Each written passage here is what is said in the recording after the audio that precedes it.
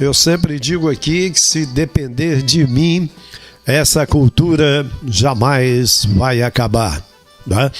E nesse momento, não é que é um momento sagrado para todos nós, vamos pedindo a proteção da nossa bandeira divina, dos 3 reis magos, Gaspar, né, que saiu da Índia e presenteou o menino Jesus com incenso, simbolizando a espiritualidade e a fé.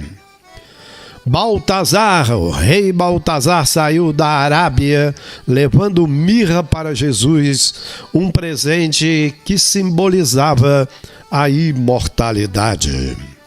E o rei Belchior, ou Melchior, partiu da Pérsia, levando ao Messias o ouro que representava a realeza.